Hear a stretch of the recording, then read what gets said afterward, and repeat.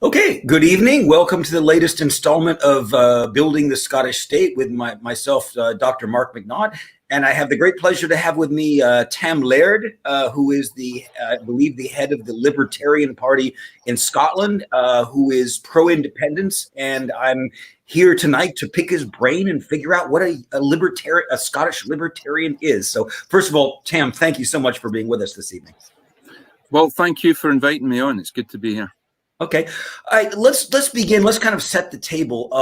Libertarian, I've watched a lot of Noam Chomsky videos, and he sees libertarianism as fundamentally, or a great aspect that authority has to justify itself. And it's incumbent upon the authority, whatever it be, the government or what have you, to justify its authority over the individual. Is that basically where you're coming from? It's certainly a huge part of it. And there's different types of authority, but I think mainly we would say that authority should rule by consent. Yeah, 100% by consent. And there's different kinds of authority. You yourself are an authority of a sort. People would you're a professor. People would consult you on certain things. You would be known as an authority on certain subjects. Mm-hmm. But because you're an authority, it doesn't give you the right to tell people basically what to do with their lives. I mean, within the context of your job, you can tell your students what to do. But again, that relationship is entirely voluntary. So if the state exists at all, and I don't say that it necessarily has to, but if the state exists at all, that relationship between the citizenry and the state should be entirely voluntary, or as much as possibly so. Okay, and where are you at? Because I've met many libertarians, good friends with them, all that, and I agree with them on a lot of things. But one thing that I'm not totally sanguine on is the level of government regulation. And what the government should do or what should it not do. And I agree to a large extent that people should be free to, do what they want as long as it doesn't harm other people.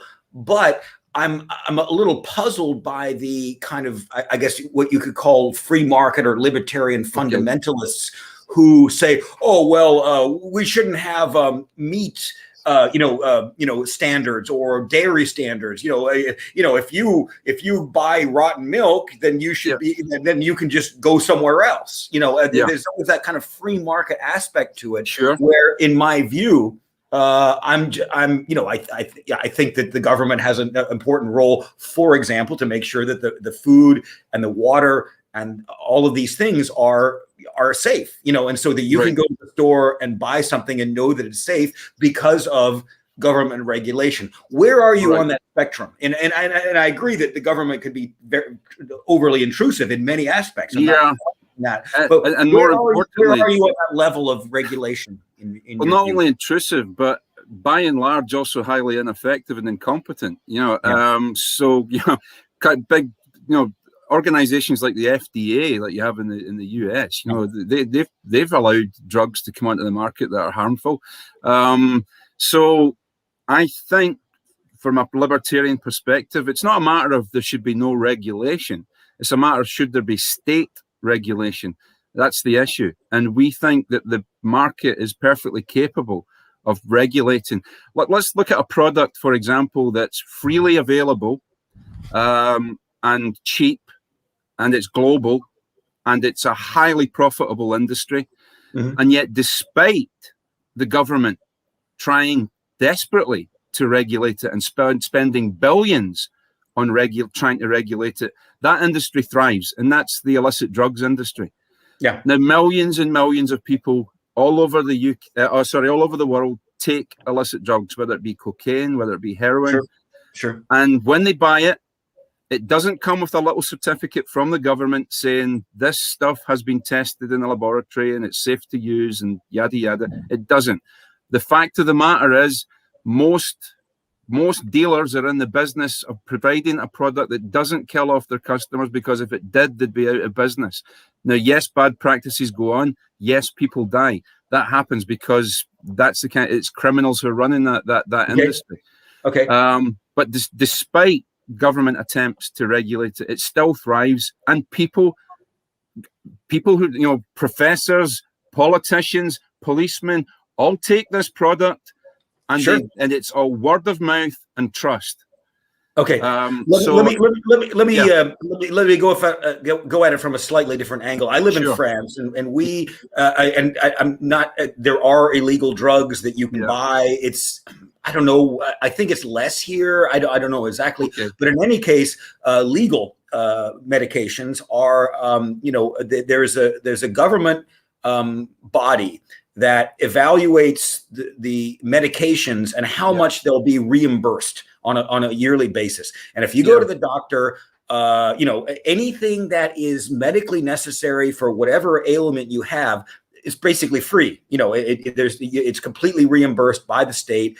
And there are some, I guess you could call it comfort drugs, maybe something that might be reimbursed less. But compared to the United States, I'm not talking about the UK because I'm less familiar with that. But I mean, the amount of money that people spend on basic medications is eye-wateringly ludicrous. And it's because there is it's not because it's of a free market. It's more that there's corporate dominance of the political system, and that's where.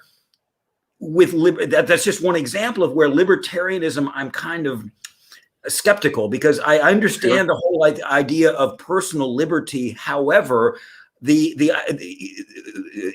way I've seen it in the United States, this personal liberty gets transformed into complete lack of regulation of corporations who are, for example, with medications, able to charge just insane amounts of money for it. Whereas in France, it's better regulated, and you don't pay anything when you go to the doctor and you get a medication that's medically necessary, and it's because of regulation. So but, how do you? But somebody pays. The medical companies in France aren't giving their product away. No, they're being we pay through our taxes. Precisely. Yeah. No, again, I don't know much about France. No, that's fine. And I don't know much about America. But here in the UK, for example, I can buy paracetamol for 19 pence, right? Or 20 pence over the counter in a shop. I believe in France you could probably buy penicillin over the counter if you or it's available. Probably you would need a prescription, but you go to the doctor, it would cost you almost nothing. I mean, it's like 20 euros for a doctor consultation, and virtually all of it is reimbursed immediately. Yeah. So that would be the issue for us. It's reimbursed by the state, and that involves the state extorting that money from individuals without their prior permission. I don't see that. That's the issue for us as libertarians. Hang on a second. Let me say this. Go ahead. That same box of paracetamol that I buy from the free market for 20 pence a box, the NHS doesn't pay 20 pence a box. The NHS pays way more than that. Through the procurement system, the corporations get preferential treatment from the government, and they get to charge exorbitant prices, even though it's free at the point of issue. The government is paying through the nose for these products, whether it even be a packet of rubber gloves that you can buy on the internet for about £3. The government will pay 10 times that for a packet of rubber for PPE. Yeah, but the government just creates money. This is true. But that has a knock-on effect, right? The creation of that creation of fiat money, if you wanted to use a crude expression, that printing of money has a knock-on effect. It's fine for the people at the top of the pyramid when the new money comes onto the market, they get the first to use it. But by the time that money comes down to the bottom, the people at the bottom of the pyramid, the workers, the people who work for a living, the money becomes worth less. And it's a form of stealth taxation, because the people at the top make the profit, and the people at the bottom have to deal with money that has become steadily worthless. And if you've got savings, that £1,000 that you had in the bank 10 years ago is now only worth maybe 2/3 of that. So all these things exact a price. So when you think you're getting something for free, there's an expression: if you think healthcare is expensive now, wait till it's free. I much prefer a market system in which, and there are good health. I'm sure that in France, I mean, you have to pay for some. Yeah, I'll explain. I'll explain. Okay. You have everybody. I mean, as long as you're employed, validly employed, and everybody. I mean, everybody has state-based health insurance.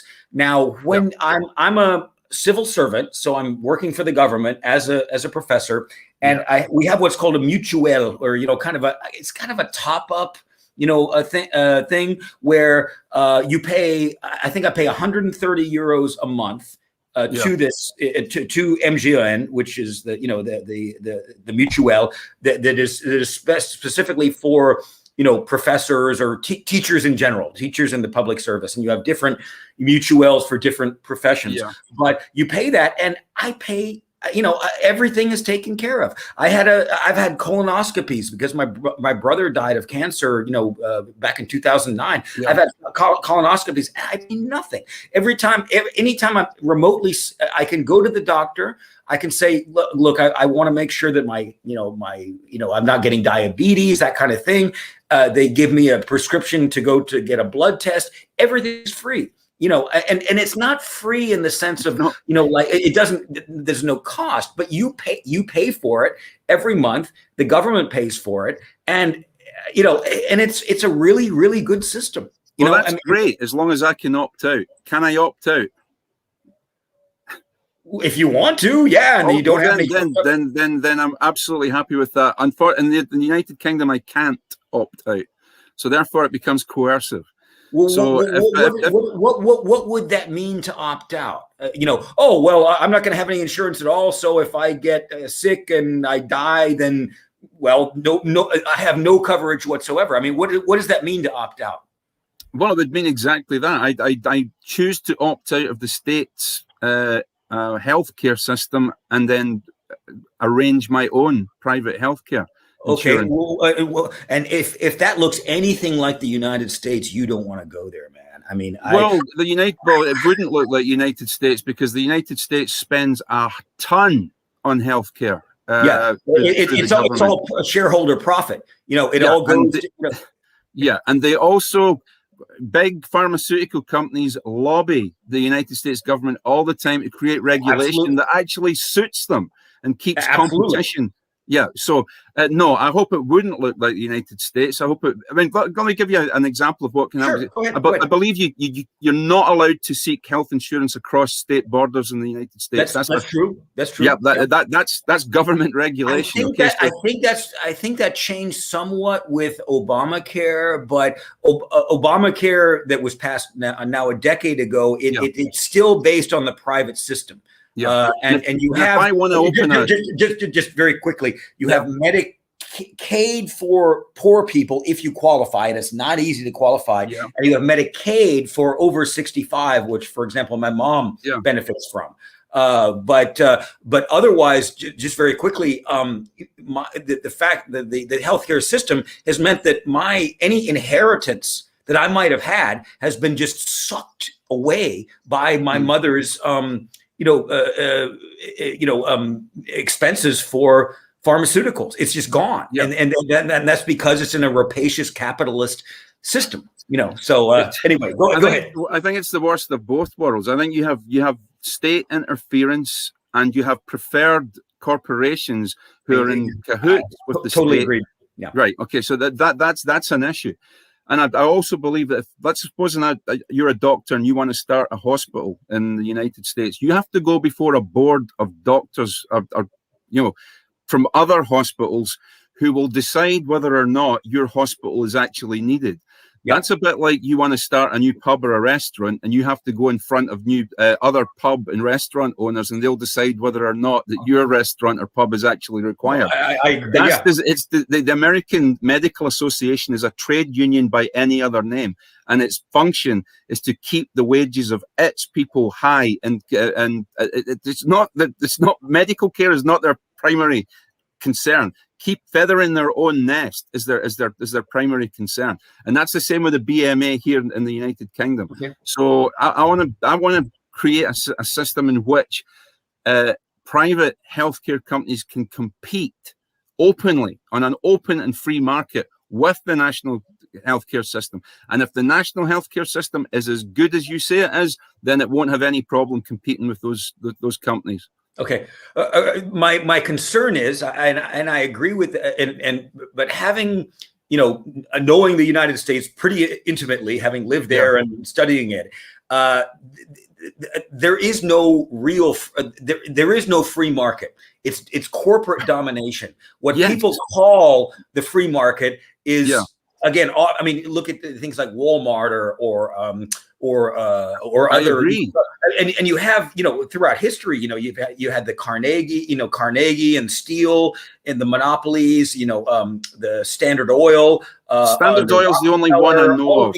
And they used all of these different, and they manipulated the government in order to keep, that's the key. The government. That's every time there's always the government in there. Standard Oil broke up eventually. Yeah, and it resulted in cheaper and better product for individuals. Standard Oil was that's the only major cartel I can think of in American history that did this, and the cartel very quickly broke up because it was a case of FU. But that was government. But that was government regulation and intervention that made that happen. So you can't. No, I think it was more. I think it was more a case of FU buddy by people like Carnegie saying, "No, I don't need you guys. I can actually do this on my own." But I agree. But I agree that when you bring the government into it, you think that that's a good thing because it makes a regulation. My view is that the regulation is good for the corporations. That's why corporations make it often is, but it depends. I mean, here's my view. Capitalism just was. I mean, I'm speaking about the United States, so I'm not, in that context. But I mean, the late 19 after the Civil War, after 1865, you had this massive, increase in expansionism, in industrialism, and the workers were ruthlessly exploited. I mean, imagine working in a coal mine in West Virginia in the early 1900s, child labor. It wasn't any joke in the 20th century. So it's like, it'd be pretty grim. But then during the 1930s, during Franklin Roosevelt's administration, he was very much a patrician, but he went against, a lot of, his brethren, if you want to, and he passed laws which made it possible to form a union without being killed, because it was a very, very violent labor history at that time, and put a lot of very effective regulations. I mean, banks, for example, that worked very well until the and through the 1960s. You had the Great Society, the Civil Rights Act, all that, and then Reagan came along and deregulated, and it's pure hell now, in my view. From an economic point of view, and people are horribly in debt. And, whether it's credit card debt because of, deregulation, which allowed the predatory capitalism to, prey on individuals in a more. So I see, the 30s and the 60s as being positive steps towards making life better for individuals. And then the Reagan, since Reagan, it's just been, destroying these important safeguards, good government regulation. I mean, I don't say government regulation necessarily bad, but good ones, for bank stability and all that. And it's just wiped away, and people are absolutely. I mean, I'm glad I live in France. Go ahead. I'm sorry. One of the reasons instead of letting these big predatory capitalist organizations go down the toilet, which is supposed to happen in capitalism. I agree. Okay? I agree. Right. But what did the government do? It bailed them out with taxpayers' money. Totally. Absolutely. Yeah. Yeah. So, you could, if you want to have capitalism, have capitalism. And if you want to have socialism, have socialism. But this idea that you nationalize debt, you socialize debt, and then you nationalize profits, privatize profits. Yeah. That's basically where we are. And that, again, that comes with I couldn't agree more. Yeah. Because the way that, I mean, just for example, I mean, the whole, since at least the 60s, you had the rise of the military industrial complex, and that has financed a huge amounts of innovation in computers. I mean, the internet wouldn't be here. Debatable, but let's go with it. Yeah.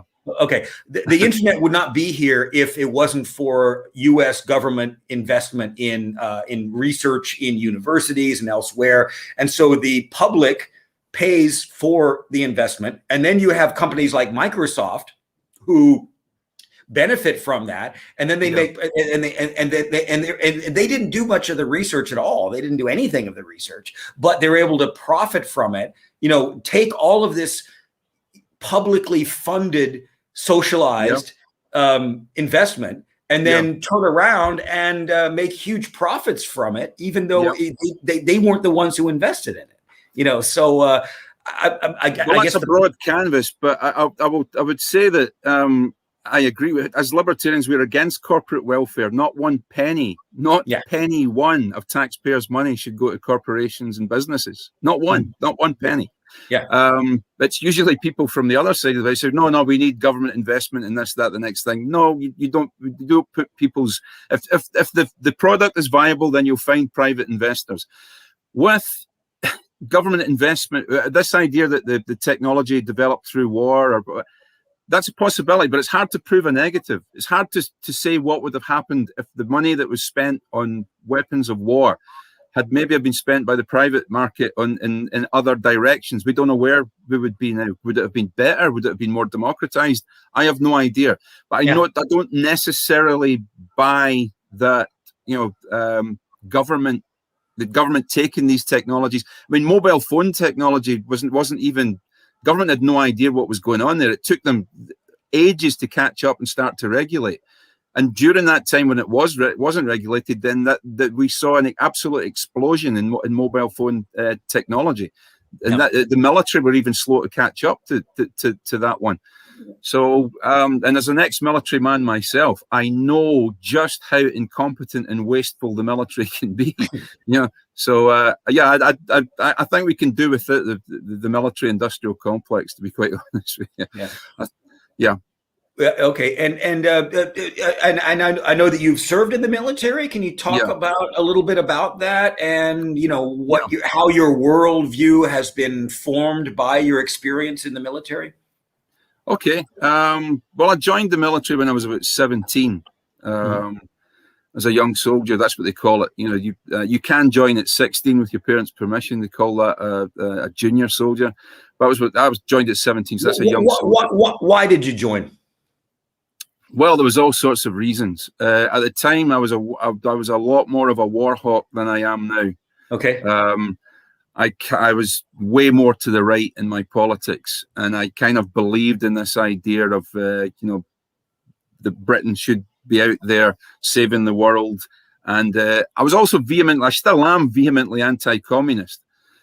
But I allowed we'll get into that. I'd like to. I'm really interested in your views on that. I mean, because but anyway, please continue. But that was a motivating factor. Just getting a job. I mean, like when I was a teenager, it was in the 1980s in Britain was a pretty stagnant period. There was very little. A lot of our industry had disappeared. And for working class boys, there wasn't much option. The army seemed to be a good option, or one of the military services at least. And I was in the butt F of nowhere. So I wanted to get out from under my parents' feet. I wanted to make my own way. So the military seemed like a good option. So that was a big motivating factor as well. But I wanted to be a soldier. It seemed to be the life that I wanted to lead at that time. So I joined up. Again, why? What was it about being a soldier that? Well, I was a highly aggressive young man, and I think that was a good. I thought at the time, at least, it would be a good outlet for that aggression, a good outlet for my energy. And I've always, growing up, I always had guns. I liked shooting. I liked keeping fit. I liked adventure. and the army seemed to provide, or at least promise to provide that. Okay. And what was your experience in the army? Did it live up to your expectations? Were you able to channel that aggression, if for lack of a better word? Or I mean, how did it work out? And what was your what was it like being in the military? And then how did your perceptions change once you left the military? My perspective changed after I left the military, but not immediately. But in my time in the military, one of the things that you have to get used, one of the shocks is the boredom. If you're in the army for 3 years, 2 years of that will be, certainly in the British Army at that time, 2 years of that will be doing nothing. Or if you're not doing nothing, you're training. And if you can relate that maybe to a professional sportsman who trains, but never plays a professional game, you can maybe understand the frustration. Sure. Yeah. So the closest I got to combat would, if you could call it that, would be my tour that I did of South Armagh in 1986. So that was with a live enemy who were trying to kill you. So other than that, I didn't get my crack at the actual communists, which is probably a good thing, because it would have ended very badly, if we actually had them. To the extent that you want to talk about it, you were in Northern Ireland for some period of time. Yeah. South Armagh, which is on the border. What was that like? I mean, for me, it seems as if Northern Ireland is a construct that came out of after a very brutal civil war starting in 1916, and then the division with the 6 counties in the north and the 26 counties in the south. How did you view it when you were there? What were you in your mind? What were you defending? What were you supporting? How did you see it at the time? Well, at the time, I was doing a job. I saw it like that, number one. Number two, I didn't really have much time for the provisional IRA or Sinn Féin or their ideology. Republicanism is not something that I have much time for. Everybody's entitled to their opinion, but as soon as you start killing people for your ideological beliefs, it's not such a good idea. And I think I also grew up in Africa. Okay. Tell us a little bit about that. Well, my dad moved to Zambia in the early 70s as an expatriate worker. He went to work on the copper mines there. He was a tradesman, welder, boiler maker. And he got a job there, and it took us from Scotland to Zambia. It was post-colonial, so Zambia had just gained its independence from the United Kingdom, and witnessed a steady deterioration under the socialist system there. Although they didn't call it socialism, Kenneth Kaunda called it humanism, but it was basically the same deal. We watched the fall of Rhodesia to the Marxists in the 80s, the 1980, when Rhodesia fell to the Marxists. That had an effect on me. I saw what communism or what socialism looked like. I saw the brutality that could come with it, and what can happen when guerrilla movements get out of hand. So I didn't really have much time for certainly what I would call terrorist movements, and for especially terrorist movements that had a left-wing ideology, which for me included the Baader Meinhof group, the PLO, the IRA, all these, the ANC, all these groups all had an extreme left-wing point of view, from my perspective. What does that mean, though? Okay, for me, let's just take Vietnam, for example. Sure. And this was, when I was growing up, I was born in '68, so the Vietnam War was over by the time I kind of became conscious. But it was the whole thing of anti-communism, and the more I've looked into it, or the more I perceive, it's that the United States, the French, the French had colonial domination over Vietnam before. They were beginning to emerge from it. and the United States became involved because they didn't want an independent, country, charting its own course. And for me, but then the Americans created the Viet Cong. I agree. I know. They created the a lot of Americans stuff. helped the Vietnamese get rid of the French. Yeah. I know. Same in Afghanistan. Same ostensibly, everywhere. at least. The United States. But this was the Monroe Doctrine. Yeah. Yeah. No. Absolutely. Yeah. But what I'm suggesting, and I'd love your views on this, is that the United States will not tolerate countries developing independently and making progress. Because that will be, it's like the mafia doctrine. You don't let one country develop independently, and you smash them as they did in Nicaragua, Vietnam, and many others, because you don't want this idea that a country can develop independently. It has nothing to do with communism. It has nothing to do with socialism. It's just countries developing independently and serving as an example that others might follow. I mean, that's just my views on it. I'm just okay. And just very quickly, that's what is called socialism.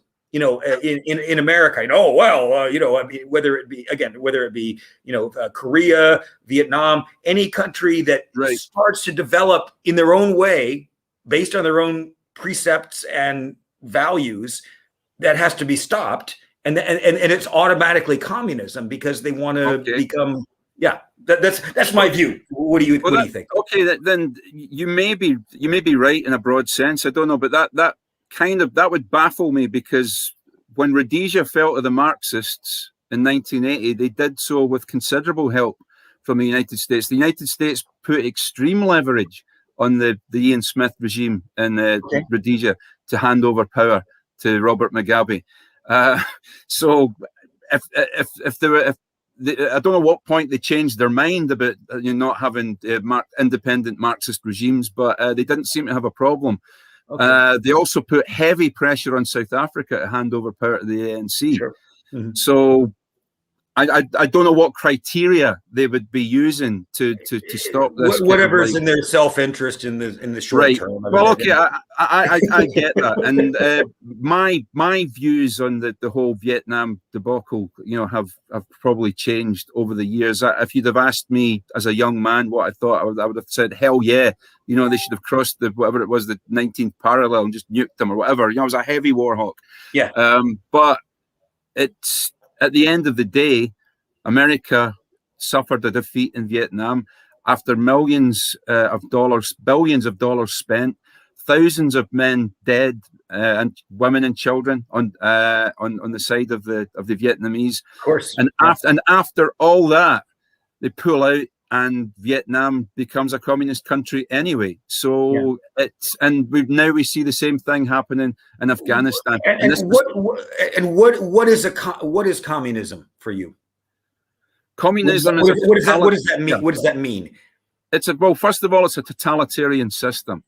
It's anti-democratic, it's illiberal, and it's a system that is tyrannical and wishes to, on the pretense of creating equality, and in the pretense of creating a utopia, basically gives power to a managerial elite over ordinary people, and keeps that power at the expense of ordinary people.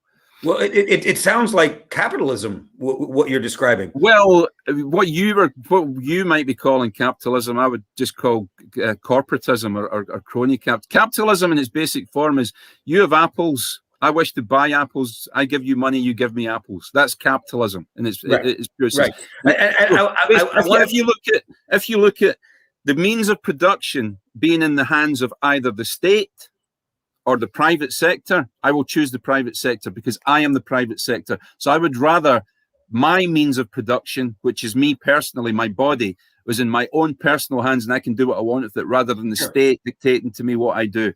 So that, yeah, and equally fascism is just as bad. Okay. Well, let me take an example. I mean, as I said, I live in France. We're accused of being socialist often, but I mean, I go to the grocery store that's privately owned. I go, and the healthcare system, which we talked about earlier, that's kind of a mixture of both. The doctor, if you go to the doctor there, that's a private thing. Yeah. And then if you go to the hospital, that's generally publicly owned, but there are privately owned ones too. But it's all under the health, the insurance system of the state. And it means that it doesn't matter whether you go to a public or a private one, you're taken care of. You don't have to worry that if you break your leg, that you're going to get a bill for 10,000 euros or 15,000 euros. That you're going to be taken care of. So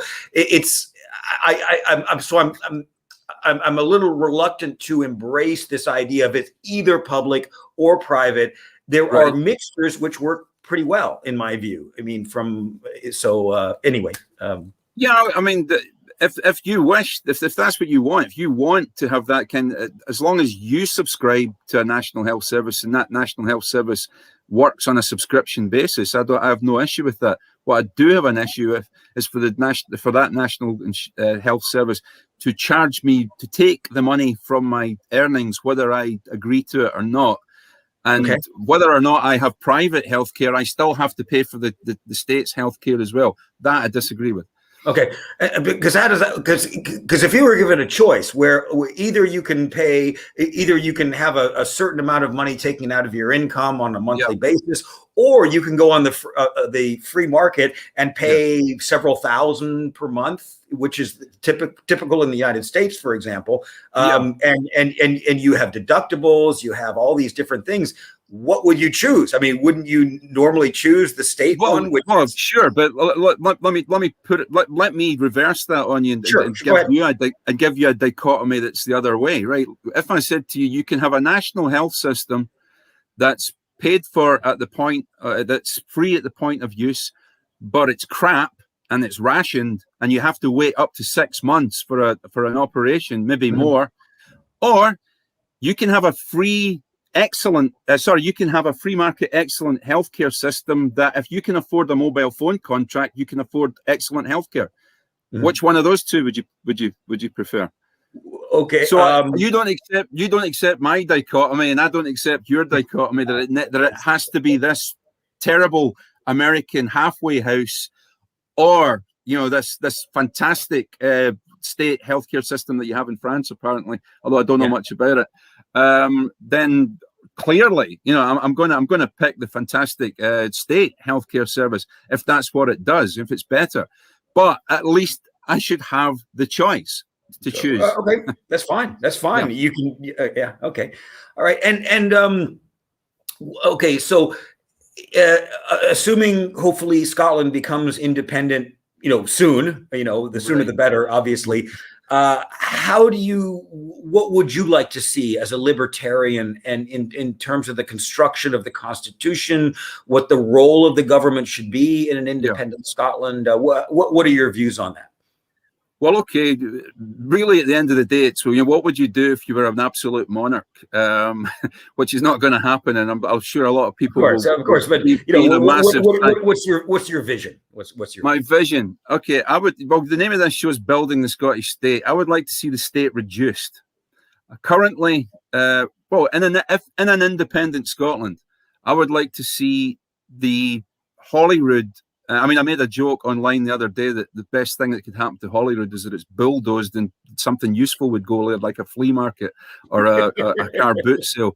I would like to see the decentralization of power. I want independence from Holyrood as well. Okay, I would like to see subsidiarity, more powers devolved out to the smallest local unit possible. Sure. Councils, town councils, even village councils. I don't just believe in Scottish independence, whatever that is. That's a bit like saying Cornish guilt. I believe in independence, right down to the individual. That includes, I want to see England independent. I would like to see England, go towards a system where they've got parliaments in the old Saxon kingdoms, and each one of those is independent and autonomous. Maybe a canton system like the Swiss have, where the cantons have a lot of autonomy. I would like to see that in Scotland. Same in Germany with the Landers as well. I think they have to a degree, with the Landers kind of system. I would rather see a confederation rather than a federation, because I'd like to see less power in the centre and more power out at the peripheries. Okay.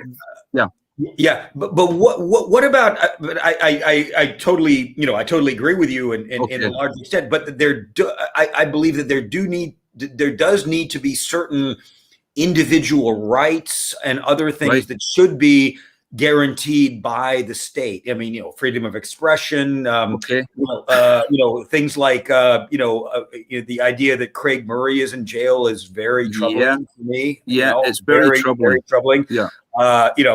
And so what do you think? What are as a libertarian, what are the rights that you think should not be subject to local, subsidiarity? I totally agree with that, but there are rights that need to be guaranteed on a state level, in my view. It seems to me that the state's not very good at guaranteeing these rights. In fact, it does its level best to rip up these rights and wipe their backside with it. Scotland at the moment, like I say, is highly centralised. The SNP are possibly one of the most authoritarian regimes in Western Europe. I hate to say I agree with you. I didn't see it that way before. By the way, I'm a former member of the SNP, but it's my conjecture that the SNP have not believed in independence since at least 1988. They believe in making Scotland a vassal state of the European Union.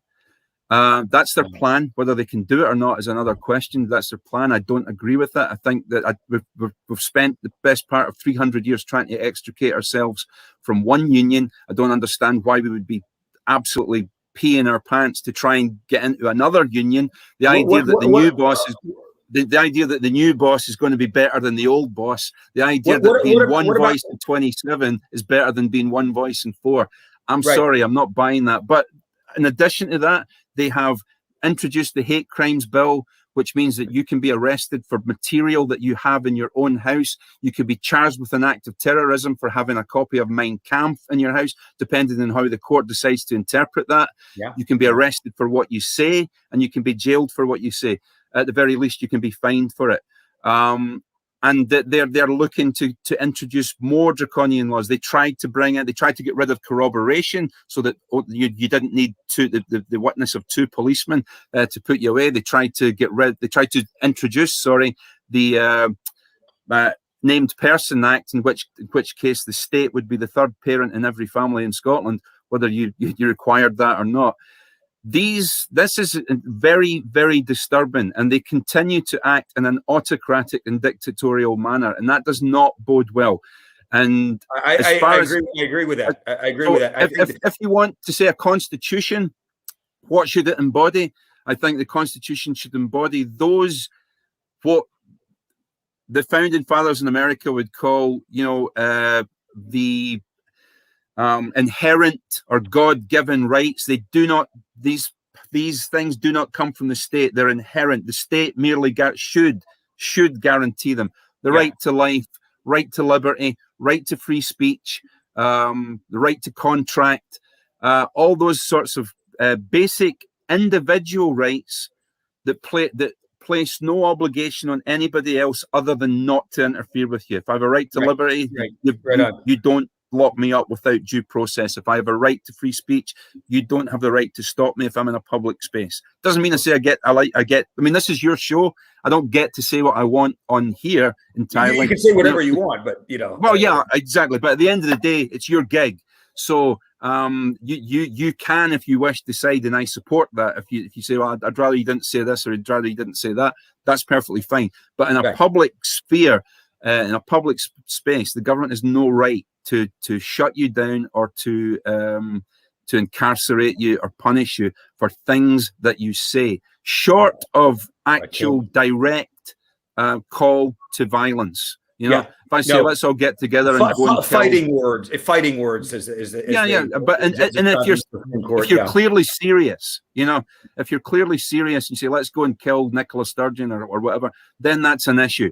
But short of that, you should be able to say what you like. It should be a marketplace of ideas, and even bad ideas, even things that I find repugnant, should be allowed to be aired so that we can challenge those things in public.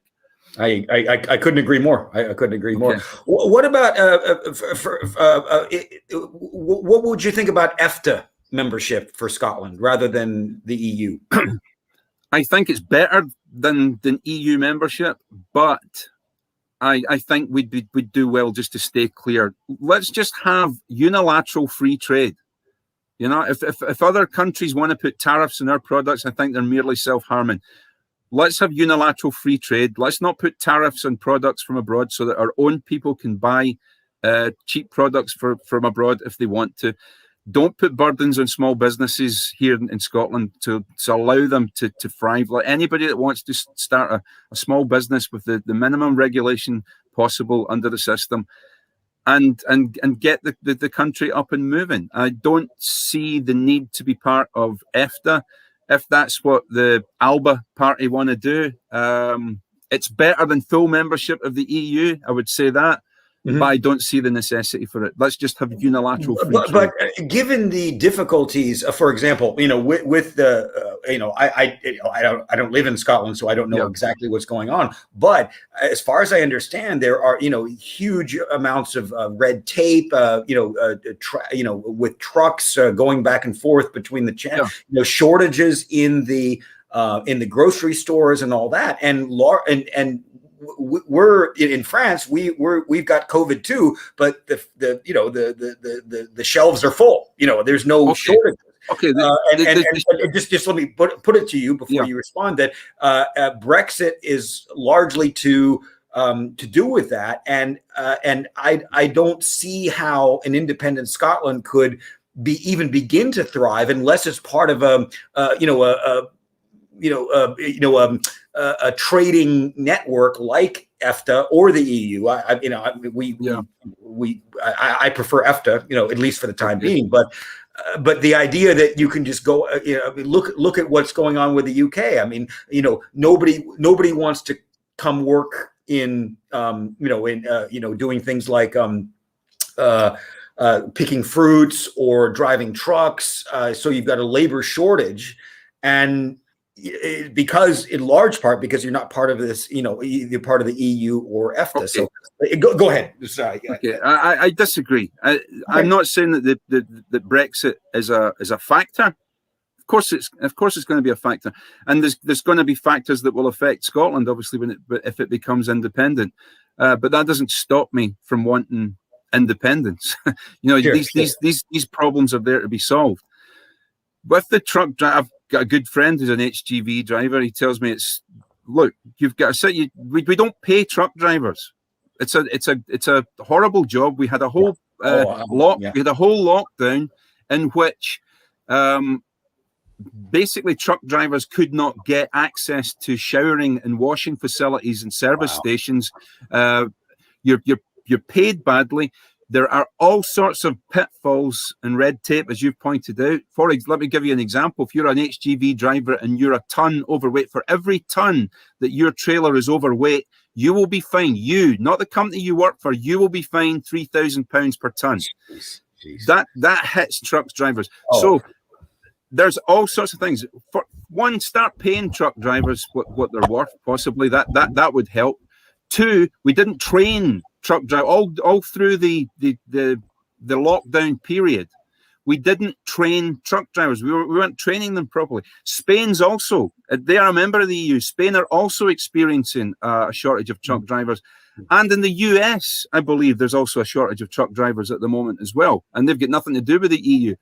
So while I fully admit there may be red tape problems with the EU, it's not entirely Brexit's fault that these things are happening, but there's only too many people who are willing to use that as an excuse. We should never see this is what happens when you go independent, you know. And I don't understand. I don't understand why independence for Scotland's a good thing, but independence for the UK is a bad thing. I've really no idea why that works. I believe in independence for everybody if they want it. So, yeah, I don't buy the whole Brexit's to blame for everything rhetoric. And as far as the shelves are concerned, yes, there are shortages, there are some problems, but it's not Venezuela. You know, if you look at the press and you listen to people online, you'd think it was Venezuela. You'd think we were in a situation where people were queuing up. It's not that. There are some empty shelves, there are some difficulties, but pretty much I can still go to the shop and buy what I want. I might not get my favorite thing, but I'll get an equivalent. So yeah, there's issues. Okay. All right. Okay. And let's just get to a few of the questions here. Let's see. Sure, okay. When cannabis is hold on. Let me what are your views on cannabis? I personally don't use it. Never have. Never will. It's not, well, saying never will, I don't know. Maybe someday I might have to use it medically. We believe that all drug use, all drugs should be perfectly legal, i.e. decriminalized. I think to punish somebody for what they put into their body is ludicrous. And my attitude to that's changed over the years. You know, I would have been somebody who would have supported the war on drugs, you know, up to about 10, 15 years ago. It's ludicrous. We spend way too much money on this war on drugs. It's not even effective. People can buy drugs pretty freely if they want to. So it's ludicrous. I think we need to decriminalize all drugs, not just cannabis. That's not to say that I think taking drugs is a good idea. No, I don't. Yeah. Best not to. But I'm not in favor of criminalizing people for what they put into their own body. Okay, all right. And what are you? Hang on a second, though. Can I just add, though? But please. What you do when you're under the influence of these substances, you don't get away with it by going, I couldn't help it, I was out my head in drugs. Sorry, right. You choose to take the drugs, you take responsibility for your actions while you're using them as well. Right on. And you were talking about earlier about your military experience in Ireland and talking about the IRA. Yeah. What are your views on Scotland becoming a republic, or how do you see that? I mean, do you think that Scotland should retain the monarchy, or that if they became independent, how do you see that and the role of the monarchy in an independent Scotland? It's my experience and my as far as I can make out from history, it tends to be constitutional monarchies tend to be better at preserving individual rights and liberties than republics do, maybe with the exception of America. But I personally took an oath to Her Majesty the Queen, all her heirs and successors. I took that oath seriously at the time. I don't renounce it. But I think the relationship between the monarchy and its people has become rather tenuous. Yeah. I don't personally favor a republic. I think it's possibly a bad idea, but there will be many members of my party who do think a republic would be a good idea. I'm an anarcho-capitalist, so I'm happy with I'm happy with no government whatsoever, and making it all privatized. But as a party, we are monarchist, and I think it would be. I don't think it would be a good step to go towards a republic. Okay, all right. In my view, that's just personally. Yeah. My own personal views is that the whole idea of having a monarchy and earls and dukes and all that, it's this whole idea of social hierarchy is baked into the system, and that the individual liberty is very compromised by that aristocratic system. Yeah. But anyway, that's okay. Just my view. What I would say is this: not one penny of my money or public money should go towards the monarchy. Okay. Not a penny. Okay. Yeah. Fair enough. Okay. let's see.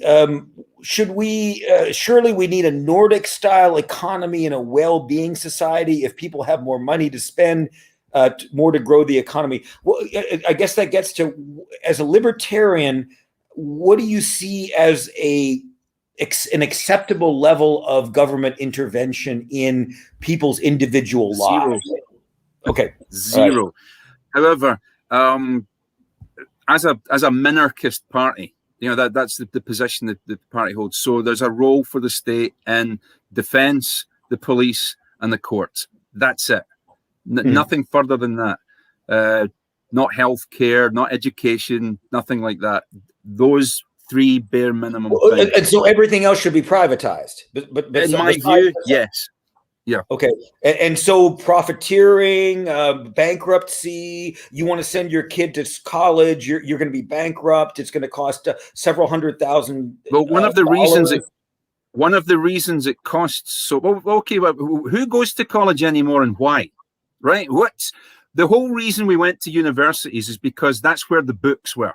Okay, the monks were the only people who could read and write, and the universities here in the UK were right next to where the monks had their books. Right. The books are now all over the internet. Okay, so that we have to reevaluate education and learning and what it is. There is no reason why education should have to cost that much, but one of the reasons it does cost that much is when the government again interferes. Since government got involved and guaranteed and said to people like, okay, your student loans are going to be guaranteed, and if you can't pay them, it won't really matter anyway. You don't have to pay it until you're 30, all this kind of jazz. Suddenly, the price of education went up and up and up because more people were going to university.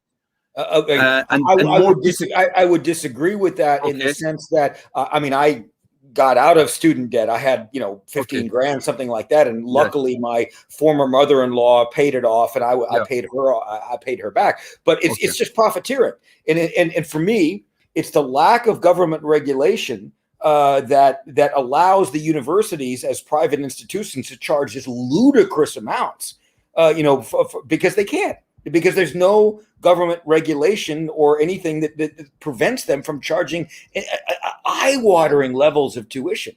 And so, just my view is that it's not a question of government intervention. It's a lack of government intervention and regulation that allows universities in the U.S. I'm less familiar with the U.K. Yeah. That when I went to the University of Texas in Austin in '89, we paid about $1,500 per year for tuition and books. Yeah. Less than 10 years later, it was 10 times that. Yeah. And it's not free. It has nothing to do with the free market. It has to do agree. There's a variety of reasons, but government intervention, in my view, is not one of them. In terms of regulating, but the federal government doesn't have anything really to do with the state governments, who have more to do with the state universities, like the University of Texas, for example. But they could do what they want. It's the free, and it has nothing to do with competition or the free market. They charge it because they can. One of the reasons they can charge it here in the UK is because student debt is very easy to get. So it is in the States too, but you can't get rid of it. For example, but that's not the university's concern. The university's concern is making money. So as long as the government's prepared, it shouldn't be. It shouldn't be. You go to university. It shouldn't be a profit-making institution. It's why not? I don't know about you. The only reason I go to work, right, is for profit. If I sat in my house all day cleaning, it would be worth zero to me. I go to work and I earn whatever it is, £15 per hour. That £15 is my profit. That's what I work for. I work for profit. I don't go because I like cleaning things. Okay. All right. Myself, I work at two different universities, and I work because I love it, and I love working with the students. I get paid, decently. Not overwhelmingly. Would you do it for half the wages that you get at the moment, or would you do it for free? as long as I could sustain my standard of living, that's the main thing. And I don't really have, and if I did anything else, I wouldn't make anything near, I mean, if I worked at McDonald's or something like that, I'd hate it. And, I mean, but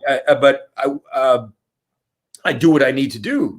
I've worked in many different, I've worked in an automobile body shop. I've worked at, Burger King. I'm very appreciated, but profit is not my motivating factor. For me, I have to admit, it's mine. I must be a filthy. That's fine. Yeah. Okay, but not everything I do. I'm quite happy to do some things for free for people if I judge that to be necessary. But my main motivation for going to work is to earn money. I understand that. Yeah. I understand that. I'd love to be able to not do that. I'd love to be able to just live off, I don't know, a stipend or somebody just gave me money. But no, I have to work. So I understand that. Okay.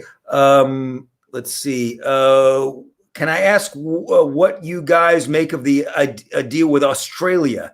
Do you think it's because they really need somewhere to put it after India? I'm not exactly sure on that, but the Australian deal that the UK made, the UK made with us. Do you have any commentary on that? Well, I don't know a lot. I don't know a lot about it personally, but I have greater concerns about what's going on in Australia at the moment than that. But I would say, okay, for me, it should not be the business of government to make trade deals. Business should do business with business and make its own trade deals. So, as far as I'm concerned, the government shouldn't be getting involved. What it should do is get out the way and allow people who want to trade with Australia to be able to do it with the minimum of fuss and bother.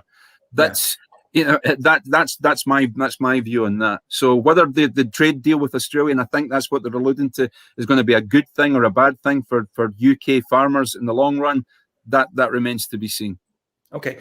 It's 9 o'clock, or 8 o'clock there, so we need to wrap it up. Anything you'd like to say? Any plugs you'd like to make for the Libertarian Party or part? Well, just look out for us in the council elections in Scotland in 2022. We'll be putting as many candidates as we possibly can in the council elections there. You can check us out at www.scottishlibertarians.com, and you can follow us on Twitter at #ScoLibertarian. Okay. Oh, there we go. It's up there. So yeah. Okay. Excellent. Okay. And just thanks once more for inviting me on. It'd be good to. There's so much we could have discussed. Man, I could go on. I could go on forever. We'll maybe do it again sometime. Anytime you want. Anytime. You want. Cool. So on that note, on that very positive note, thank you very much for being with us this evening, and look forward to having you back in the not too distant future. Thank you. All right.